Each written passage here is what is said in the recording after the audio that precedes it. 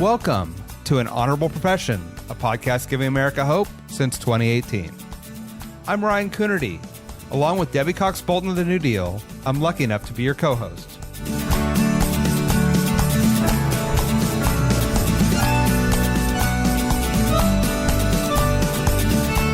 An Honorable Profession is a New Deal Leaders podcast. The New Deal is an organization that supports the next generation of American leaders.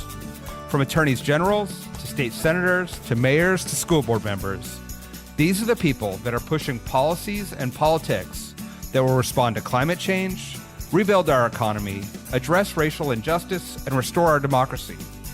These are incredibly talented people who have dedicated themselves to public service when their country and their communities needed it the most. Check out newdealleaders.org to see what I'm talking about.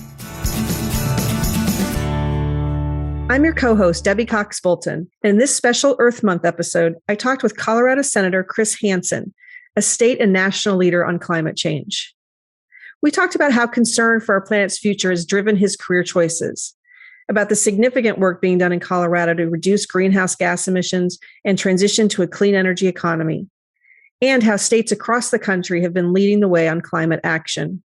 We also talked about what it's like to co-author the annual state budget, which just passed the legislature, about the investment it makes in education, housing, infrastructure, and more, about why Colorado is moving into the blue column and whether it can stay there, and about the one thing you shouldn't miss doing on a summer visit to Denver.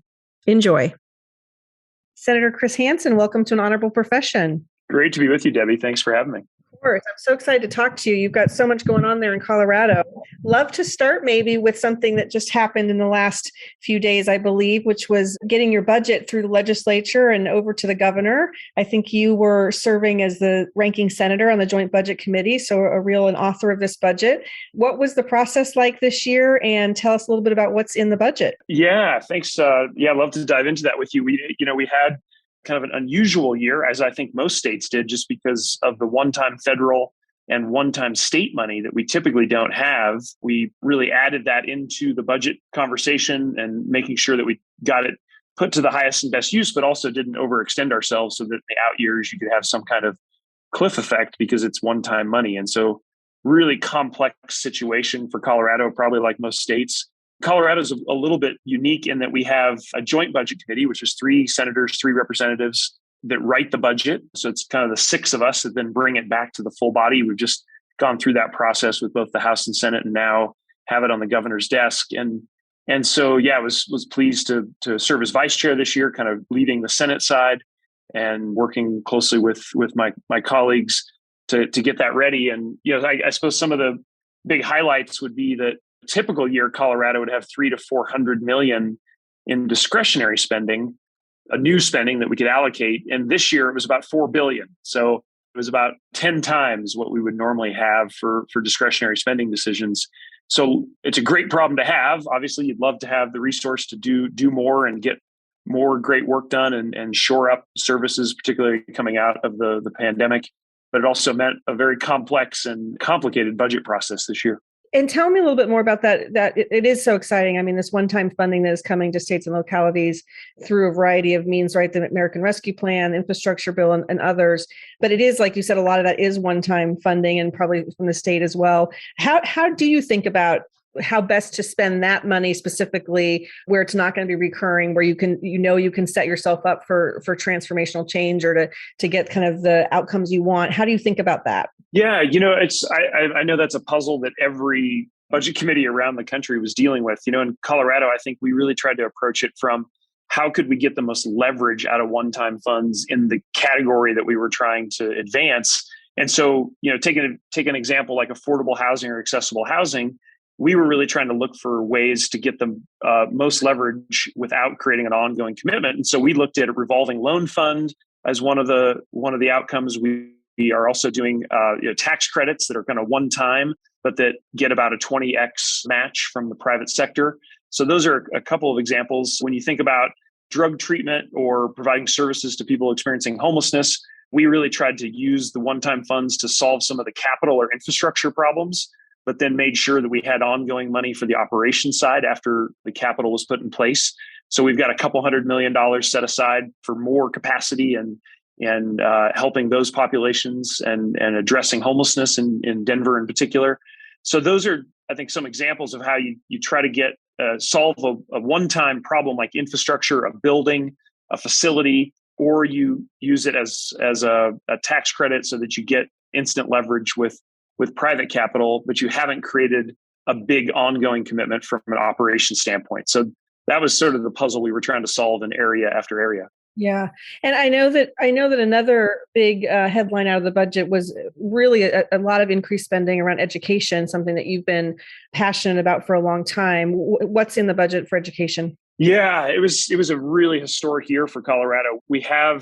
We're sort of the one state in the union right now that has a TABOR, or Taxpayer Bill of Rights, as it's referred to on the right side of the spectrum, which creates huge inequities in our budget. And we have, for about 10 years, been significantly behind on where we needed to be for K-12 funding. We referred to it as the negative factor. It's sort of how much were we short of where we were in 2007, which is right before the last recession.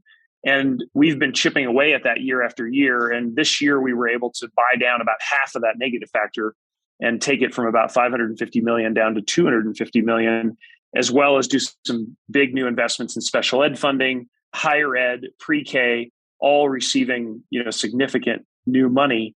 And so I would say kind of our situation now is much improved from that deficit that we've been carrying for many years. And I think, interestingly, we've got universal kindergarten now. We've got a huge increase in pre-K slots being invested in. K-12 funding now, that negative factor shrunk to about $250 million. And then big new investment in higher ed, where we're actually going to see, after inflation adjustment, the tuition prices going down in Colorado, which I searched through the records. I think it's the first time that's happened in at least the last 30 years. So some great steps forward on education in this budget. That's so great. Congratulations on that. And I don't want to belabor this, but I do have to just say that the TABOR rules, when I first learned about those so many years ago, working in state and local space, as you said, kind of the only state in the country that does that. Can you just explain to people what that is? It really does hamstring you a lot as legislators. It does it not? Yeah, absolutely. And I think part of the problem with TABOR is, it's sold to the voters when it was pitched back in the early 90s. Is like, hey, here's a way that you can get a chance to vote on any tax changes or increases. And that sounds pretty good to a voter. The problem is a lot of folks didn't read the fine print. And there was about 10 other things that ballot initiative did in 1992, 93.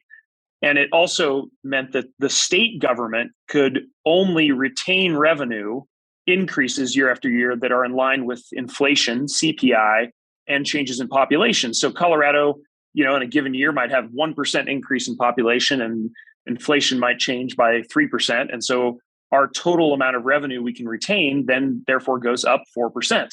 And that sort of sounds good on the surface. The problem is it means that any real growth above inflation in the economy, the state government doesn't get to share in any of that, even though, of course, demands on services go up in line with real growth in the economy. And the other problem it has is there's a big disconnect between consumer price inflation, CPI, and the basket of goods that the state government has to buy. Because, of course, the state government's employing nurses and buying bridges and concrete and labor that don't match up with what's in the consumer price index. And so imagine that disconnect. It's about 1.5 points on average per year. And then you compound that for 30, 35 years, you can imagine what happens. And the result is pretty predictable. We are tens of billions of dollars behind in funding education, infrastructure, capital maintenance, et cetera. So it's left us in a really terrible spot. Yeah. So, and it's great that you were able to make a little bit of a dent this year with some of that one-time funding, but it sounds like structural reform probably needed in the long haul for sure. Yeah. Yeah. I want to kind of shift to a different topic, a policy topic. Before running for office, you worked in the global energy industry. You're an expert on energy economics and data analytics. And I know that, you really are a leader in the state and frankly, nationally on climate change. I was reading actually when you were appointed to the Senate, the Attorney General, they were nominating you, said that what was needed was someone with a deep passion and perspective who's committed to the number one issue of our time, addressing climate change. So tell me a little bit about some of the ways you've been working in Colorado to reduce your state's greenhouse gas emissions and deal with climate change there in your state. Yeah, thanks, Debbie. I mean, this was really the issue that motivated me to leave my job and run for office, which is now, 7 years ago when I did that and started running for the state house in the 2016 cycle. And I come out of an energy economics background and did a lot of energy policy work, environmental policy work, both in the US and overseas. And I really just have done my best to try to bring some of that background to the debate here at the Capitol. And I think Colorado is sort of in that handful of states that has pressed forward really assertively and trying to look at every option we can to reduce emissions and improve the environment. And over the last couple of years, I've done a lot in the electricity sector. We're going to be on our really clear path to zero carbon electricity system in the next 15 years. A lot of that is closing down old coal plants and replacing them with lower price wind and solar and storage facilities. It also means upgrading the grid. That was a big push I did last year on trying to integrate Colorado better inside the regional grid in the West. And this year, I've really kind of turned to some of those gaps that we had in policy. We hadn't really done anything on the ag sector, which is a huge opportunity, I think, for ag producers and for environmental quality. So we'll be adding that to kind of the arrows in our quiver this year. Really interested in heat pump conversions, so electrifying everything we can, including our heating and cooling systems, our lawn mowers, our lawn equipment. We really just need to electrify everything that we can as fast as we can. And then I think the other thing I would highlight is an area that's often overlooked is green building materials. And this has been a really interesting one for Colorado because we've switched to recycled steel, green concrete, low emission composite wood products. There's a long list of ways you can do this. And it's about 10% of total emissions. And fortunately, most of these products are actually made in the region. So it's also a great on the job growth and economic side. So that's something that we've done some good work on in Colorado. Yeah, you really have been leaders in a lot of this space, and kudos to you. I think it's important for people to realize how much can be done at the state and local level. Of course, it feels so daunting, and we need federal action, we need global action, but there really are these policies that states and localities can pursue. And I also wanted to just mention too that I know that you talk about it this way too. I think that people, it's important that we talk about it not only as an environmental issue, which you talking about as well as you were talking about the economics issue of this, right? Switching to a clean energy economy. Why is it important that we think about climate, not just from an environmental standpoint, but from an economic standpoint? That is super, super important because certainly there are people that are really motivated by just that focus on greenhouse gas emissions. And we obviously need to do that before the planet becomes uninhabitable. But I think there's also a hugely positive story around the economic growth side and job creation and building, wealth and building great businesses in your state. And Colorado, I think, has been able to prove that. We've moved rapidly into wind and solar and now battery storage. And we've got a ton of local companies that are making great profits in that space. And it's created tens of thousands of jobs. In fact, green energy jobs now have eclipsed the more traditional sectors and oil and gas and coal. And it's become a huge plus for the Colorado economy. For foreign firms like Vestas, domestic firms like GE, building wind turbines, supplying wind turbines, tons of great solar outfits now in Colorado. So there's a great green energy economy story here that I think Colorado has been able to really deliver on. Yeah, thanks for that. I feel like I would be remiss not to ask you, since I have you and given your background, we're sitting here, it's Earth Month, Earth Day almost, so I'm glad we're talking about this. We're also sitting here with record gas prices, and given your expertise on kind of energy economy, I think that energy economics, I think people don't really understand kind of what's happening. I wonder if you could give us just the 30,000 foot view of kind of why are gas prices so high and what should people know about that? Yeah, that's obviously a complex subject. It's, I think both sides of the political spectrum like to kind of oversimplify that question and to try to score political points. And, we've heard the rhetoric on the right. We've heard some of the rhetoric from the left. The truth is probably a bit more complex. I guess what I would say to the listeners of the podcast is that I think it's really a combination of two main factors. One is kind of normal commodity cycle, meaning low prices led to very low investment in new production in 18 and 19. And then as the economy sort of came roaring back, there wasn't enough new production in process to meet that demand and prices spiked. So that's a big part of the story. And For the oil and gas companies, especially some of the smaller ones, they couldn't get access to capital because they had spent several years producing negative returns. So, of course, capital is going to flow to where they gets the best return, and didn't flow to oil and gas because it had very poor returns for many years. And I think the second factor, which is the obvious one, is the war in Ukraine. And so when you take a lot of Russian oil out of the system, when you have disruptions like that, it sort of is the insult to injury or at compounding effect on the normal supply issues, the normal sort of commodity cycle that we're in. And so oil prices then spiked even further, to above $100, and they've kind of settled back in as things have adjusted.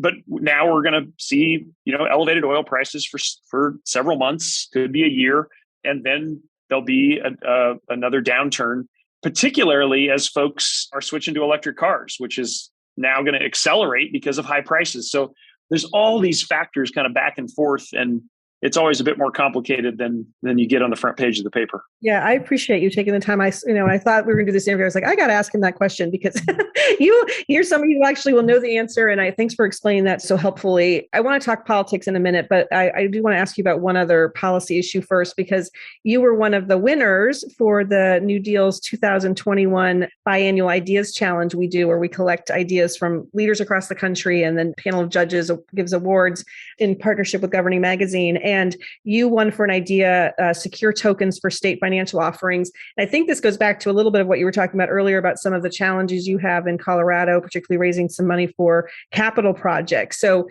I'd love for you just maybe to tell us what problem, existed and what this is trying to solve. Thank you. And I was so thrilled to hear about the feedback on that policy idea, and grateful to NewDEAL for that. And, I've been really thinking hard about what are our options in Colorado around how to solve kind of the capital financing issue with Tabor restrictions and other things we have in the state. And, we've been using bonds like everybody else, but they typically take, specific legislation or voter approval. We've also got an instrument called certificates of participation, which we essentially take state assets, buildings normally, and then turn those into a portfolio of assets that you can use as collateral, and then we borrow against those assets. But one of the things we hadn't tried is really this idea of using secure tokens to democratize our ability to raise capital. And so our offerings on the bond side were always to institutional investors. There was lots of overhead and fees that go with it. And so I thought, well, what can we do to open this up to more people so you get more participation and therefore lower interest rates, but also to try to reduce the amount of overhead when you have a debt offering, because why pay fees to Wall Street bankers and rating agencies if you don't have to? And so I think this idea was really focused to trying to solve those two problems, use secure token technology. A lot of people confuse that like, oh, is this about cryptocurrency? It's not. You might be able to use cryptocurrency to buy an asset, but this is really focused on blockchain technology and secure token technology that would allow you to put a debt offering into the market, and everyone would know what you're buying and selling. It'd be secure and would really just be a modern version of kind of a vanilla bond offering. So we're excited to see if that takes off. Yeah, and to be clear, this is an idea in the idea phase right now still, right? This has not been passed by the legislature. Well, yeah, I passed it out of the Senate. It's sitting in the House right now, and fully expect it to get to the governor's desk. So we're getting close. Wonderful. That's fantastic. Can we switch gears for a second? I'd love to talk about, we're obviously in an election year and lots of thoughts are on politics. And I find Colorado to be such an interesting state. I think that, for so long it was considered a swing state, but in recent years really swung more blue. You've got the governor, both U.S. senators, both houses of the legislature, all your statewide officers are Democrats. Of course, you also have people like Lauren Boebert from your state. So I'm just kind of curious how you would think, if someone being there, kind of how you describe the politics of your state, and if it has shifted, why is that? And importantly, kind of what do you think Democrats need to do to continue to be successful in Colorado? It's a great question. And obviously we're all, I suppose, as Democrats, thinking about the headwinds that are in our face as we go into the 22 cycle, which is a very normal part of, having your guy in the White House or your gal in the White House, that the midterms are always tough in that sense. And I don't think 22 will be any different. I guess what I would say in Colorado is that I've seen the Republican Party here move further to the right. And Lauren Boebert is one piece of evidence. But if you look at their candidates for statewide office right now, we've got a guy in the state house who was on the Capitol steps on January 6th. I mean, he's full election denier. He is now the top line of the Republicans for the nomination for U.S. Senate to run against Michael Bennet. You've seen election deniers, collaborators with Mike Lindell and the My Pillow guy running for Secretary of State. You're seeing this all over the country. Arizona is another example. Lots of states having this where election deniers, full Trumpers running for Secretary of State, I guess to try to, undermine our election system, because that seems to be what they care about. And this is a really scary outcome. In some ways, as a Democrat in Colorado, it's sort of, maybe it's a good thing, right? If you have a super extreme nominee on the right, it probably makes the Democrats' job of holding these seats easier. I think that's how it's going to play out in Colorado. I think Michael Bennet will be in a very solid position if Ron Hanks, the gentleman I was referring to, gets the nomination. So, there could be a silver lining there, but I think there's strong evidence that the Republican Party in Colorado has actually gotten more extreme and more to the right. And, so I think for Democrats to be successful, we got to communicate to moderates, independents, and Democrats. That's been our recipe for success in Colorado for many years. And I think the 22 cycle will be no different. Yeah, it is so scary that this does seem to be a strategy around the country. And there's a lot of examples of these folks, the election deniers, as you say, running for secretaries of states, running for local clerks. And, it's something that NewDEAL is going to spend a lot of time focused on in the coming months. And thanks for the reminder about Colorado having some very explicit examples of that. It's really concerning that we're going to, that there's a chance that we would put, the hands of our democratic institutions and people who don't really believe in democracy. Well, yeah, that's spot on. And it's just, somebody who, was at the January 6th on the Capitol steps and pushing against the police lines and, did or did not go inside. I don't know in this particular case if Representative Hanks did or didn't breach the Capitol, but to me, that disqualifies you from running for office. And it just really hurts my heart to see, that element in Colorado, getting some traction. Yeah, absolutely. And that brings me to a question we love to talk about on this podcast, which is, it is an honorable profession. And we, love to hear the stories about how people got into this, because at the end of the day, this is an honorable profession. And it's so important for all of you who step up and run for public office, particularly in light of what we're talking about right now. People, it's a sacrifice. It's hard to be an elected official, particularly in this day and age when, the climate is just so fraught with division and nastiness, frankly. But tell me about, we kind of alluded to it earlier, but you were humming along in a career that was nowhere near politics, it sounds like to me, in terms of working on global energy issues. What did kind of prompt you to think about running for office yourself? I really love this question. And I love the title of this podcast for the same reasons you just talked about.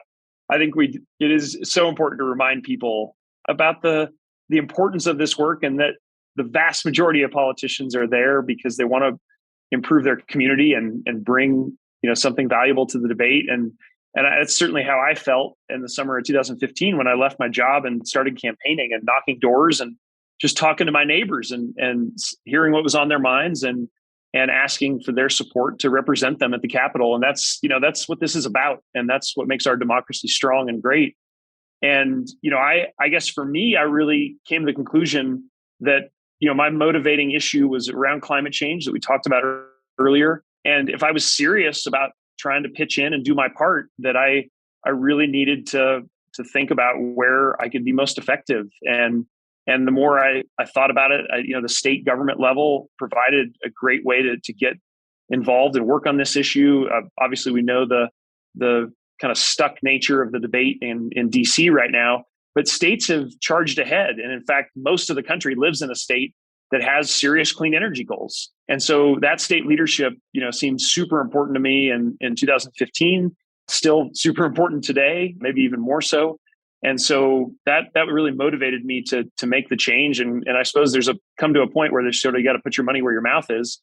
And in this case, took a big pay cut and when it went in that direction, but don't regret it for a moment, and just so happy to be a part of this work. Yeah. And thank you for doing it. And, a lot of the answers you've already given, including the last one, kind of allude to probably the next answer. But, has it surprised you being an elected official, good or bad? Is it, do you feel like you've been able to make the kind of changes you were hoping that you could make? I think that people are just so cynical about politics and what can come out of government. But, to the point you were just making about state leadership, I mean, in my experience doing this for 30 years, you really can make a difference in public office. So what's your experience been like?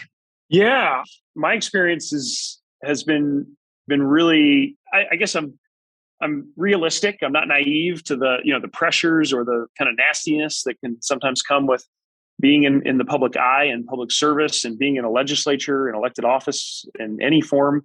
But, I think I just try to stay really positive, look for ways to progress an issue, move an idea, talk to lots of people and build support. And, I typically do 40, 50 bills a year.